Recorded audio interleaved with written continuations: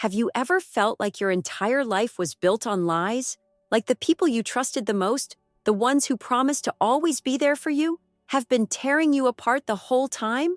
Well, I'm Linda, and I've lived that nightmare for years. The words hung heavy in the air. I wasn't supposed to be here, standing in front of everyone on my wedding day, tearing apart the only semblance of family I had left. But the truth had to come out. It wasn't a choice anymore. It was a necessity. I glanced around at the faces staring at me, my parents seated at the front, their expressions stiff and cold, as if they didn't want to be here. My sister, Claire, her usual perfect smile faltering slightly, caught my eye. And then there was Jake, my new husband, sitting there with confusion written all over his face, completely unaware of the storm that was about to hit us. Everyone in that room had been waiting for the usual bridal speech, the thank yous, the warm and heartfelt words, but that wasn't what I was going to give them. For years, I had lived in the shadow of my family's expectations. My sister Claire had always been the golden child, the one who got the praise, the gifts, the attention, and then there was me, second best, the one who was expected to be the quiet, obedient daughter who never caused trouble. For years, I had kept my silence, thinking it was just the way things were. Maybe one day, things would change. Maybe one day, I would finally get the love and recognition I deserved. But today, no. Today, I was done with that. Today, I was going to speak my truth. And if it costs me everything, so be it. I've been second best my entire life. I began, my voice shaking at first, but growing steadier with each word. To Claire, to all of you. I've watched you all shower her with praise, with money, with attention, and I stayed silent, thinking that maybe one day it would be my turn. But today, I'm done. I'm done pretending that everything is okay.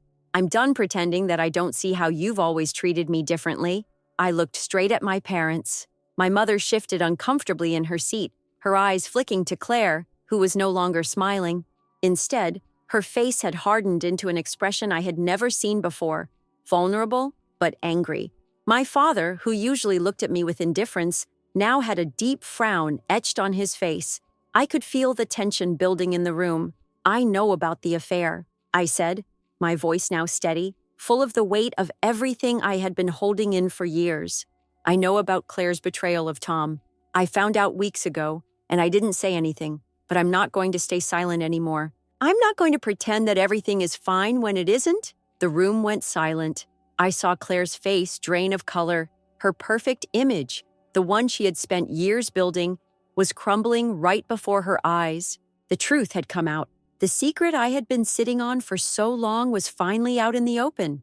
I didn't care. I didn't care about the consequences. I didn't care that everyone in the room was shocked or angry or confused. I was finally standing up for myself. I had spent so long trying to please everyone, trying to earn their love, their approval. But it was never enough. Not for my parents, not for Claire, and certainly not for me.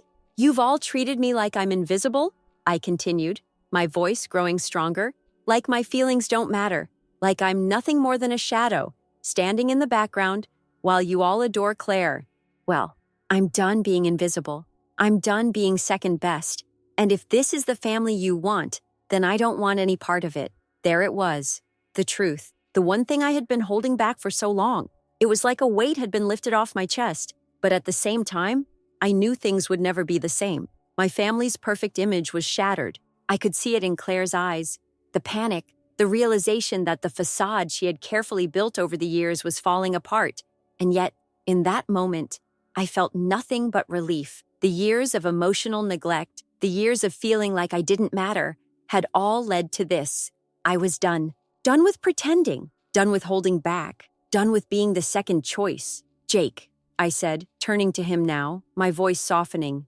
I'm sorry. But this is the truth. I couldn't keep living in the shadows anymore. Jake's expression was a mixture of confusion and concern. He had no idea what was happening, what I was about to unleash. But it didn't matter anymore. It didn't matter if he understood. It didn't matter if anyone understood. I had to say it. I had to be free.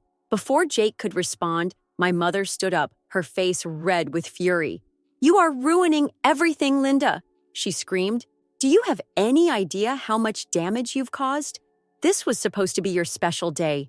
Damage? I repeated, taking a step toward her, my voice cold now. You want to talk about damage? What about all the years I've been ignored, dismissed, treated like I didn't matter? What about that? My father, who had been sitting silently up until this point, finally stood up, his face flushed with anger. You don't get it, do you? This is about family. This isn't just about you and your petty grievances. You've ruined everything. You're the ones who ruined everything. I shot back, my voice rising. You've always chosen Claire over me. You've always treated her like she's the one who matters, like I'm nothing. Well, I'm done. I'm done trying to fit into this family. Before my father could say another word, Claire stood up, her voice trembling with rage. You've ruined everything, Linda, she spat. You think you're the only one who's been hurt? You think I haven't been through anything? No, Claire, I said, my voice steady. You've been playing the victim your whole life. You've been lying to everyone, including Tom. And I'm done pretending like everything is fine. The words hit her hard. For the first time, Claire was speechless. Her perfect smile was gone, replaced with something much more human, something that resembled shame. And for the first time in years, I felt powerful. I had said what needed to be said. I had exposed the truth, and I was done. Done with trying to be the good daughter. Done with living in the shadows of my family's expectations. The fallout from my speech was immediate. My mother stormed out of the room. My father barely looked at me before retreating to a corner. Claire, who had once seemed untouchable, now looked as vulnerable as I had felt for all those years. And Jake? He was still sitting there, his eyes wide in disbelief, but I could see it now. I had finally taken control of my life. I had stood up for myself. I was no longer willing to be invisible. For the first time in years, I felt free. The moment I walked away from the reception hall, the weight of what I had just done started to sink in. It wasn't like I expected applause or understanding. No, I knew what I'd just unleashed: chaos, confusion, and a deep cut into the illusion of the family I once tried so desperately to hold together. Jake hadn't said a word after I stormed off. I could feel his eyes on me as I walked out, but I didn't turn around. What could he possibly say? What could anyone say after what I had just revealed? For years, I had watched my family crumble under the weight of lies, favoritism, and emotional neglect. And in that moment, I realized that I was never going to be able to fix it. Not with love, not with patience. I couldn't keep pretending everything was fine when it wasn't. They needed to hear the truth, no matter how ugly it was. And I had given it to them. The air outside was cool and crisp, but I didn't feel any relief. There was no sudden weight lifted off my shoulders. Instead, all I felt was a crushing sense of emptiness. I had said what needed to be said, but at what cost? My phone buzzed in my pocket, pulling me from my spiraling thoughts. It was a message from Claire. I can't believe you did this. You're ruining everything. You were never there for me. The words stung, but not in the way I expected. In fact, they felt almost like a confirmation of everything I had said. She was still the same Claire, the perfect one, the one who was never wrong. She couldn't even hear the truth because it shattered her world. I should have been angry, but instead, I just felt a strange kind of numbness. I deleted the message without responding and turned my attention to the task ahead, facing the consequences of my actions. I had thrown the bombshell, and now the fallout was inevitable. Jake found me outside, standing by the car. His face was a mix of confusion and concern. Linda, he said softly, walking toward me. What just happened in there? Why did you say all of that? I didn't know where to begin. How could I explain the years of anger and hurt? The constant feeling of being overlooked, undervalued. How could I make him understand that, for once, I needed to say the things no one else was brave enough to say? How could I explain to him that this wasn't about him? This was about me finally breaking free? I couldn't keep pretending, I said quietly, my voice barely above a whisper. I couldn't pretend everything was fine anymore.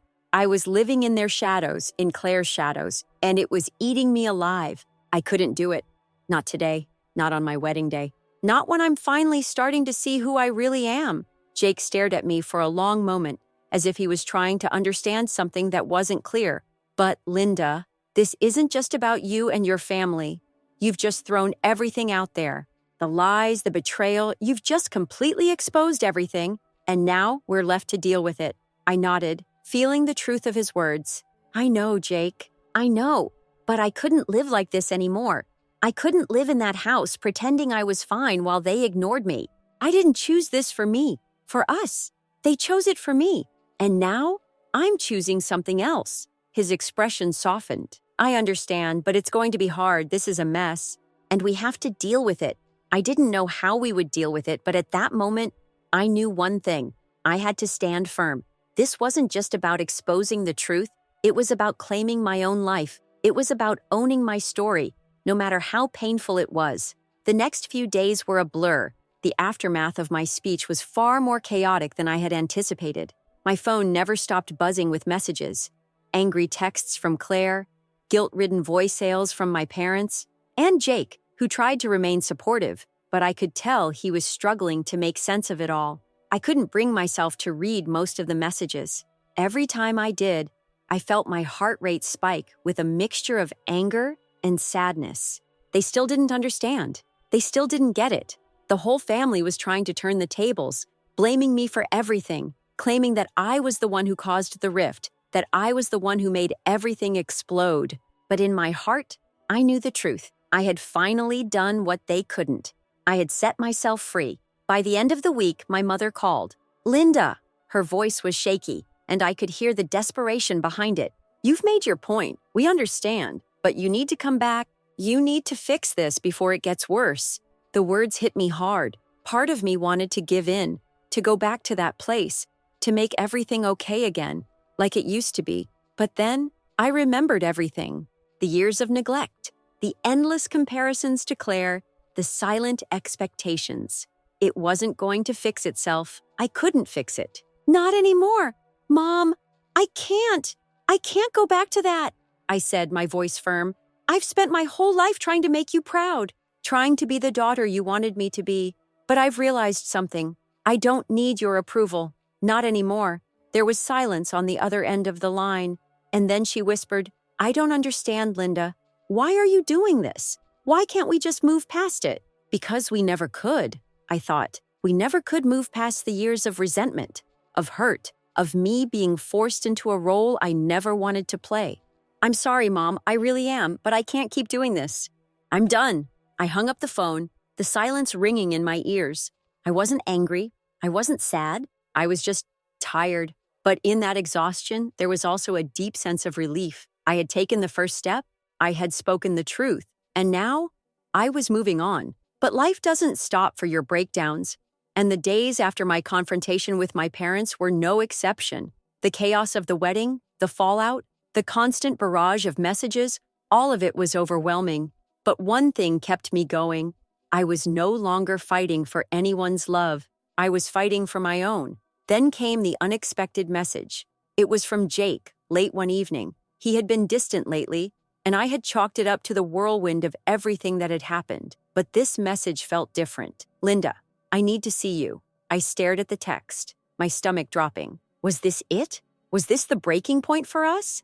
I didn't know what to expect, but I knew one thing. I was done fighting for someone who couldn't see me for who I truly was. No more pretending. No more being the second choice. Okay, I texted back. Let's talk.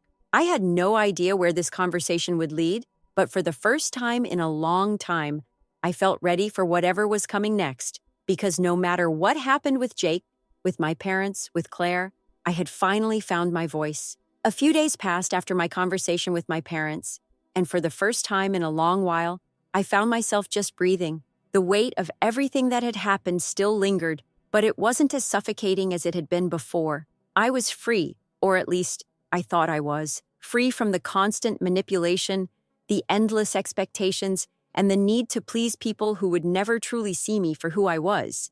But there was one person I couldn't shake off, Jake, the man who had been by my side through it all, who had witnessed the entire unraveling of my family dynamic. His silence over the past few days had been deafening. He hadn't reached out much, and when he did, it was always just small texts, nothing that gave me any clue about what he was thinking. It was as if everything had changed the moment I took control. I wasn't sure how I felt about Jake anymore. Was I angry at him? Was I disappointed? Or was I just afraid?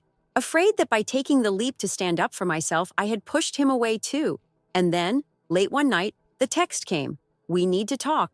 I stared at the message for a long time, my mind racing. What did he want? What could he possibly have to say after everything that had happened? Was he going to try to fix things?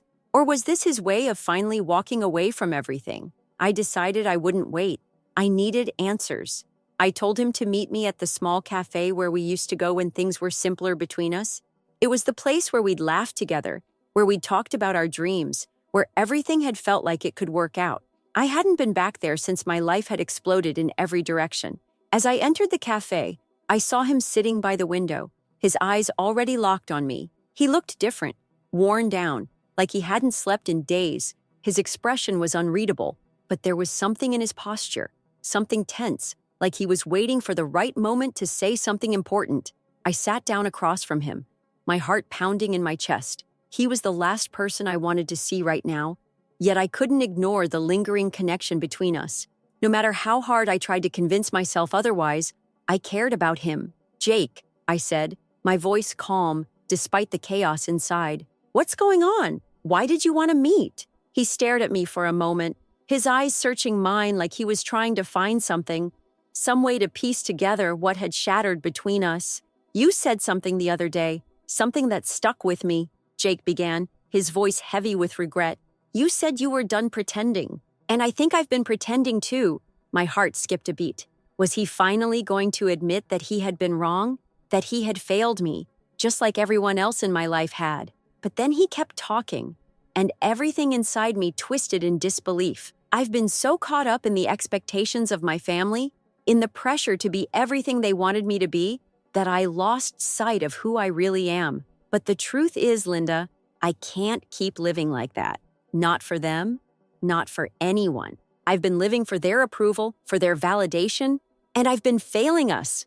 I blinked, trying to wrap my mind around what he was saying. He was owning up to his part in all of this, but it felt different now. His words seemed empty, like an apology without any real weight behind it. Maybe that's what I had wanted to hear. An apology, a recognition of the sacrifices I had made, the years I had spent trying to please him and his family. But now, hearing it, it wasn't enough. "You're right, Jake," I said, my voice steady but cold. "You've been pretending, and so have I. We've been pretending that we could fix this, that we could somehow make it work despite everything that's been wrong between us. But I can't do it anymore." Jake's face fell, his eyes wide with confusion. "Linda, what are you saying?" "I'm trying here. I'm trying to change, to understand what went wrong." I shook my head, feeling the familiar frustration bubbling up. "You've been trying, Jake, but that's not enough anymore. I've been trying too, but we're stuck in this cycle of never getting what we need from each other. You want to change, but it's too late. I can't wait for you to figure it out. I've waited my whole life for someone to see me, to put me first, but you couldn't even do that." He looked at me, hurt flickering in his eyes. "You're saying we're done?" Just like that, I took a deep breath. This wasn't easy, but I knew what I had to do. "Yes, I'm done trying to fix something that was broken from the start. You didn't see me when I needed you. You didn't see what I was giving up just to keep everything from falling apart. And now you're asking me to wait for you to get it right?" Jake didn't say anything for a long time. His face was a mix of frustration, guilt, and something else. Something I couldn't quite place. He reached across the table, his hand hovering near mine. "Linda, I'm sorry. I never meant to hurt you." I pulled my hand away from his. "Sorry isn't enough anymore. It's too late for apologies." I stood up from the table, my heart pounding in my chest. I had made my choice, and there was no going back now. Jake didn't follow me as I walked out of the cafe. He didn't call after me, and I didn't look back. The weeks that followed were a whirlwind. There was no dramatic confrontation with my parents, no sudden reveal that I was wrong, no begging for forgiveness. Instead, there was just silence, the kind of silence that comes after a storm, when you realize that what you've been fighting for was never really worth the battle. I kept my distance from Jake, from my parents, and from anyone who had ever made me feel small. I had made my choice, and I was learning to live with it. The guilt that had once weighed me down had started to fade. The anger that I'd buried for so long was finally being let go. And in that release, I felt a sense of freedom that I hadn't felt in years. I was finally living for myself. But then came the unexpected. A letter. A legal letter. I opened it hesitantly, my hands shaking slightly.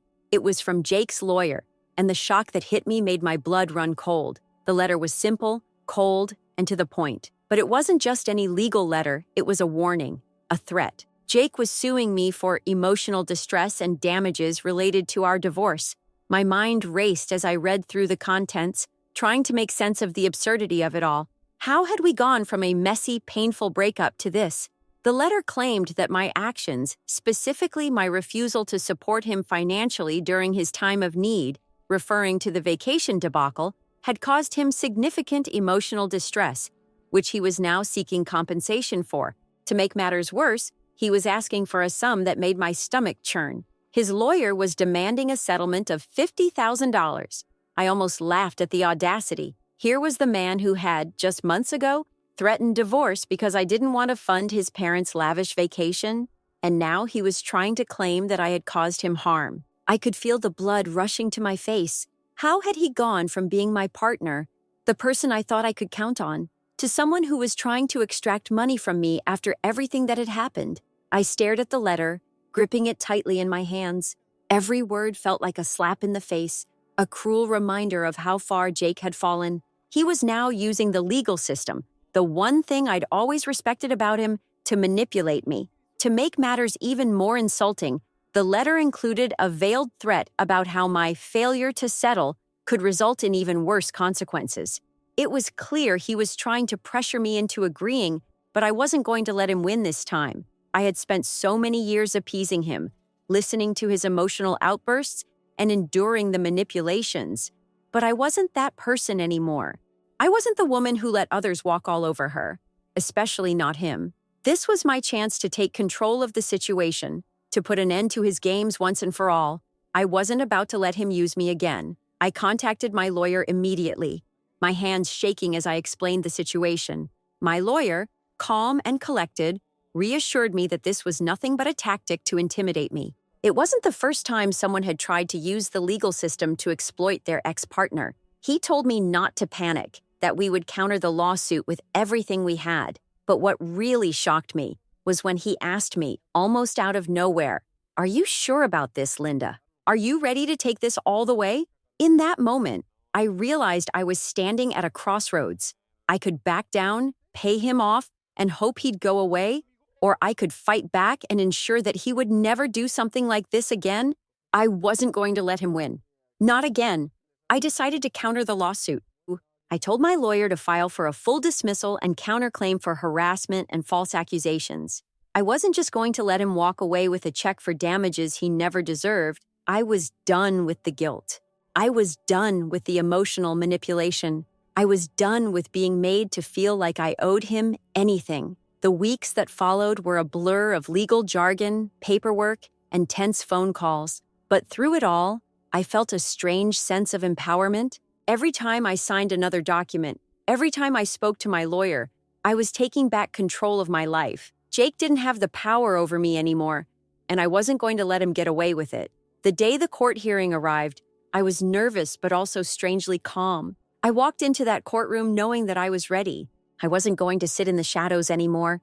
I wasn't going to let someone like Jake take advantage of me and think there would be no consequences.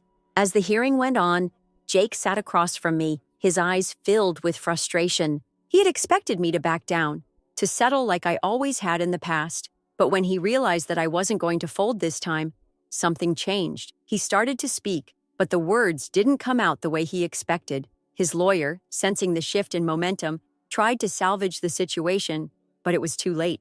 I had already presented my case, the manipulation, the threats, the emotional abuse, and in that moment, I saw the truth in Jake's eyes. He had never expected me to fight back. He had never imagined that I would stand up for myself and push back against everything he had done. He thought I would always be there, ready to clean up his messes, ready to forgive him, but I wasn't that person anymore. The judge ruled in my favor, dismissing the lawsuit entirely and awarding me a partial settlement for the harassment I had endured. As I walked out of the courtroom, I felt a sense of liberation I hadn't felt in years. The weight that had been pressing down on me for so long Jake's expectations, my family's pressure, my own doubts, was finally lifted. I didn't need his approval anymore. I didn't need anyone's approval. I was free. But then came the final blow. As I was about to leave, Jake caught up with me, standing in the doorway, his eyes filled with desperation. "Linda, wait," he said, his voice shaking. "I was wrong. I never meant to hurt you. I need you to understand that. Please." I looked at him, the man who had once been my partner, and for the first time, I felt nothing. No sympathy, no love, just emptiness. "Jake," I said, my voice steady, "you had your chance. You made your choices, and I'm not your backup anymore." And just like that, I walked away. For good. As the days went on, I started to rebuild my life. It wasn't easy, but it was mine. I wasn't afraid anymore. I was stronger than I had ever been, and I knew that I could face anything that came my way. The only thing left to do now was keep moving forward. Months had passed since the legal battle with Jake. The dust had settled, and yet, something inside me still lingered. I had rebuilt my life step by step, but the scars of the past didn't vanish overnight. Every now and then, I would find myself reflecting on what had happened, the manipulation, the lies, the way I had sacrificed so much for a person who never truly appreciated it. It still stung, but I wasn't going to let it hold me back anymore. I had learned a lot about myself during that time, the time when I thought I was losing everything. I learned that I didn't need anyone's approval, not from Jake, not from my family, not from anyone. But there was one thing I hadn't fully confronted yet, the truth about Jake's parents. The truth was simple, but it was something I had avoided for so long. I couldn't let their neglect, their indifference, be the final chapter of my story. Jake had always wanted their approval so desperately, and he destroyed everything, including our marriage, in the process. But in the end, they didn't care. They never cared. And that realization, it was both painful and liberating. It was time to make it right, not for them, but for me. One morning, I woke up to an unexpected email. It was from Jake's father. At first, I was hesitant to even open it, unsure of what kind of game they were playing now. But as I read through it, I could feel my heart race with a mix of anger and disbelief. The email was an apology. At first, it seemed genuine. They were sorry for their part in our failed marriage, sorry for the role they played in enabling Jake's reckless decisions, and sorry for the emotional burden it had placed on me. But what hit me harder than anything was what came after the apology. They were offering me money, not just any money. They were offering me $50,000 as compensation for the hardship they believed they had caused me. The email claimed that they wanted to make amends for their past actions, that they finally understood the toll their behavior had taken. It felt like a sick joke. I sat there, staring at the screen. The money was meaningless to me. It wasn't about the money. It was about them thinking that a sum of money could fix everything, could repair the years of emotional damage they had caused. I had to admit, though, that part of me was tempted. Part of me was angry enough to take it, to accept their apology and put an end to it all, to move on, maybe even finally have a sense of justice. But then I remembered everything. The countless times I had sacrificed for Jake's family, the way I had been dismissed and ignored, the way I had been made to feel less than. And I realized something. The only way to truly move on was to not let them have that power over me anymore. I didn't need their apology. I didn't need their money. I had already found my peace without them. And that peace didn't come with a price tag. So I did what I had been too afraid to do in the past. I deleted the email without responding. I didn't need closure from them. I didn't need to prove anything anymore. The truth was, I had already done the hardest thing I could ever do. I had walked away, and in that moment, I knew I had made the right choice. I had finally taken control of my own life, but just when I thought it was all behind me, Jake reached out again. He wasn't asking for money this time. This time, it was something different. He called me. His voice was shaky, like he was on the verge of breaking. "Linda, I need to see you," he said, his tone desperate. "I don't know who else to turn to." I wasn't sure what to expect, but I knew one thing. I couldn't fall back into the same trap. I couldn't let him manipulate me again. "Jake, we've been through this. It's over. I can't keep doing this. I can't keep cleaning up your messes," I said, my voice firm. I could feel the weight of the decision pressing on me. but I stood my ground. I wasn't going to let him pull me back in. I know, he said, his voice breaking. I know I messed up, but please, Linda, I'm in trouble again. You're the only one who can help me. Please, I'm begging you. I took a deep breath, feeling the anger bubbling up inside me. Jake, you don't get it, do you? I'm not your safety net anymore. I've spent years trying to fix things for you, trying to fix things for us. But this is on you now. I'm done. I could hear the silence on the other end of the line, the weight of my words sinking in. And for the first time, I realized that he wasn't asking for help because he needed it. He was asking because he didn't want to face the consequences of his actions. But I had faced mine. And now, it was time for him to face his own. I've moved on, Jake, I said, my voice steady, despite the knot in my stomach. I've rebuilt my life. You need to do the same. And just like that, I hung up the phone. There was no going back. In the days that followed, I didn't look back. I didn't feel the need to reach out or even entertain his messages. The weight of him, of everything he had put me through, was finally gone. And I was free. As the weeks turned into months, I continued to build my life, this time, on my own terms. I focused on my career, on my growth, and on the relationships that mattered to me. No more manipulation, no more compromises. Just me. And then, one evening, as I sat in my new apartment, sipping a cup of tea and reflecting on everything that had happened, I realized something. I wasn't just surviving anymore. I was thriving. The chapter with Jake was over, and for the first time in a long time, I felt at peace. Months passed, and life finally settled into a routine. I woke up every morning without the pit of anxiety in my stomach. No more wondering if Jake's reckless behavior would upend everything I had worked for. No more second-guessing myself. I had created a life that was entirely my own, free from the chaos and manipulation that had once defined my relationship with him.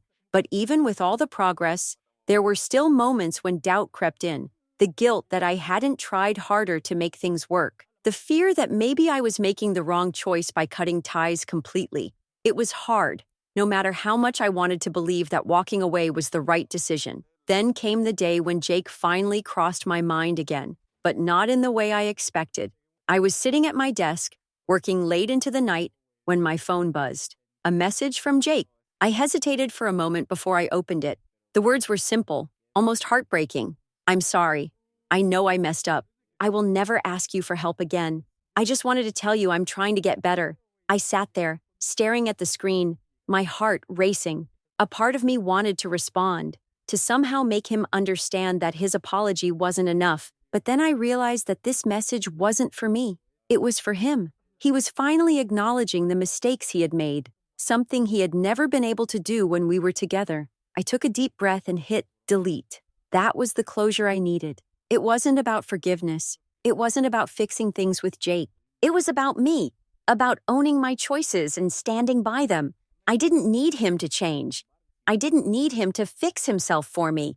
I had done the work. I had healed. And in that moment, I knew that the life I was building was exactly where I was supposed to be. Free, strong, unapologetically myself.